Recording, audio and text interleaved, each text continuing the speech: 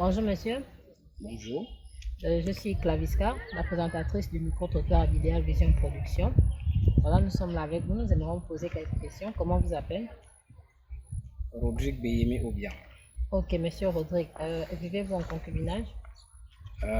Oui, je peux dire ça comme ça. D'accord. Nous aimerions savoir, est-il normal de fouiller dans le téléphone de son partenaire sans son consentement? Je ne peux pas directement répondre par l'affirmation, D'accord. mais je donne juste mon avis D'accord. sur cette situation.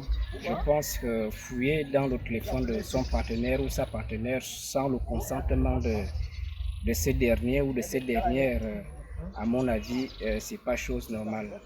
D'abord pour des raisons fondamentales. Nous savons que la confidentialité, d'abord, elle existe, c'est-à-dire l'intimité personnelle, la vie privée de chacun.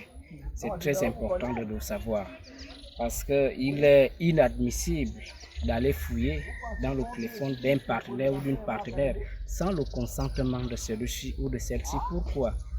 Vous pouvez peut-être trouver. Je vais d'abord revenir pour vous dire que la relation, elle est basée sur la confiance. D'accord. Du moment où il y a cette confiance, je ne pense plus aller fouiller dans le téléphone de ma partenaire.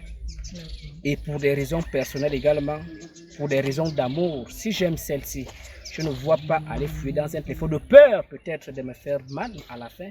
Parce que ce que je peux découvrir après peut m'amener à prendre des décisions vraiment catastrophique. Alors que quand je prendrai ces décisions, c'est moi qui vais souffrir par la suite.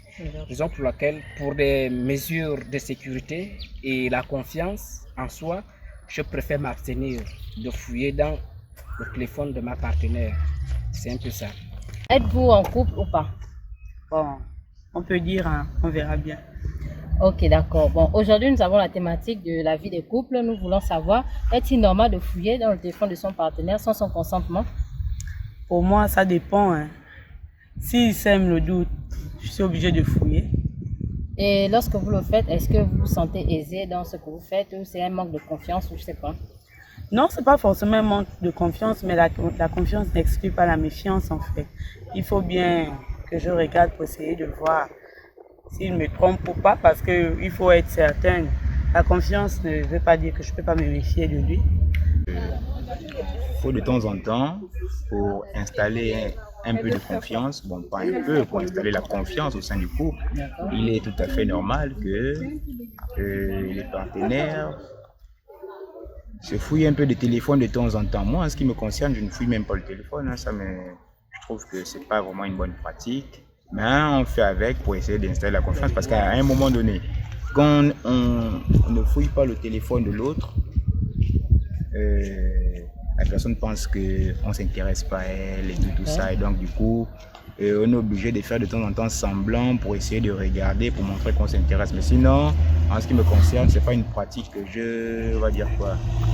que je peux conseiller aux gens de faire, même si ça devient un phénomène. Parce qu'aujourd'hui, on a constaté que les téléphones, cette affaire-là, ça gaspille beaucoup de couples. Il y a des gens qui se battent, il y a des couples qui se séparent à cause du téléphone, parce que tel ou tel a fouillé et tout ça. Donc, il serait mieux de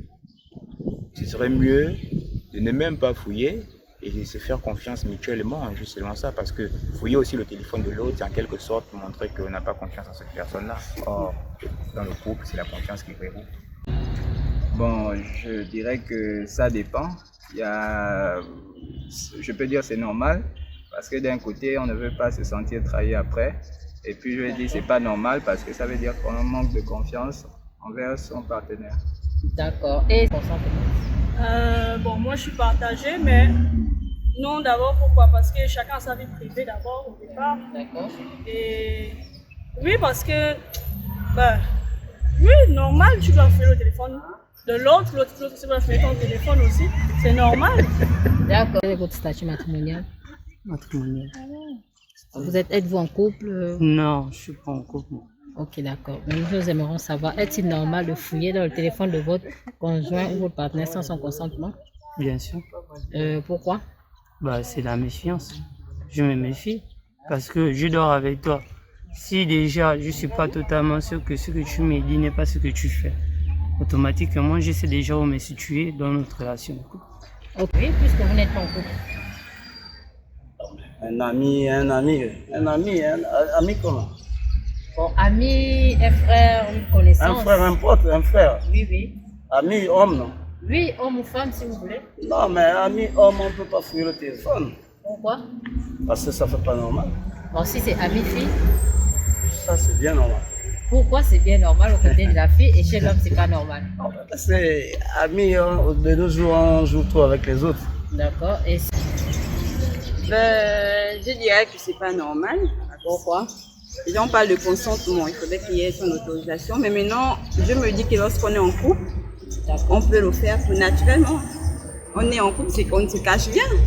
Tu connais ta vie, tu connais ma vie. Et donc, si j'ai peut-être envie de regarder quelque chose, je suis libre. En fait, je dois être libre de pouvoir avoir accès au téléphone de mon chéri et vice-versa, en fait. D'accord, d'accord. Et si vous fouillez dans le téléphone de votre conjoint, autant pour moi, et que vous tombez sur des photos ou des vidéos compromettantes, quelle sera votre réaction?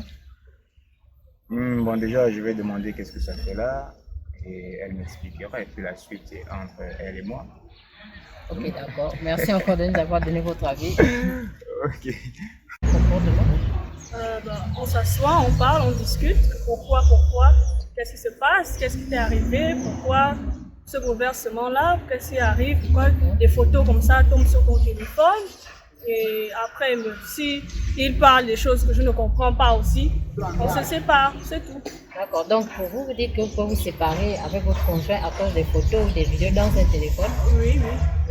Ok, d'accord. Merci encore de nous avoir donné votre avis. Mais je fais commencer la séparation. Forcément, ça dépend maintenant de la gravité des choses. Maintenant, ça dépendra. Ok, d'accord. Merci encore de nous avoir donné votre avis. Merci. Déjà, c'est pas normal quand on se respecte de garder des photos qui font pas bien pour l'autre dans son téléphone. Donc, vous voyez qu'automatiquement, on ne va pas se plaire. D'accord. Ok, On va s'énerver. Merci. Et je lui demande directement parce que j'ai vu. Donc, il a des comptes à me rendre. Et comme je disais, la vie de couple, c'est ça. Il faut arriver à mettre l'autre en confiance.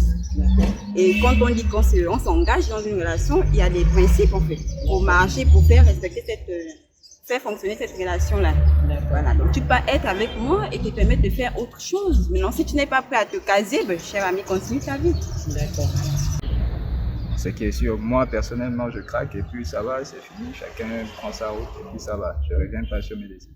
D'accord. Donc, si cela arrive, vous allez arrêter votre relation à cause d'une photo vraiment ou des messages? Oui, exactement. Ok. On est avant tout humain, puisque nous avons toujours de ces réactions et de ces pensées qui nous passent parfois par la tête. On veut toujours le faire, mais il faut être fort, vous savez, quand on est en couple, voilà comment on dit le couple. Bon, je peux faire allusion au mariage, quand on vous dit que c'est pour le meilleur ou le pire, parce que vous allez découvrir des choses dont vous ne voulez pas découvrir.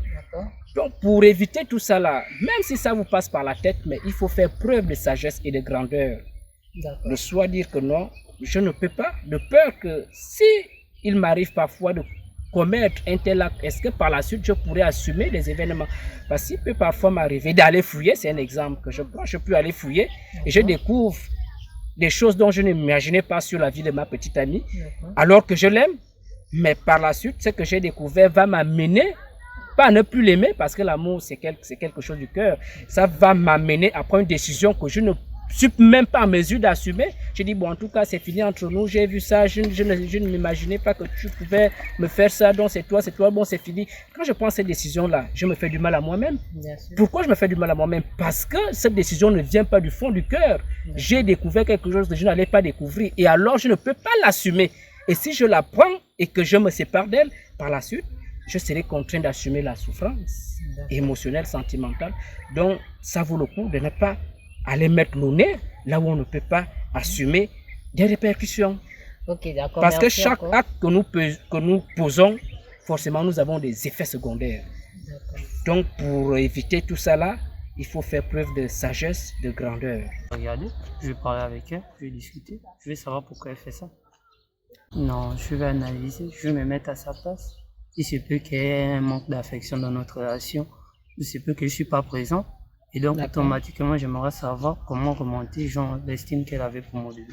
Ok, d'accord. Merci encore de nous avoir donné votre avis. Merci.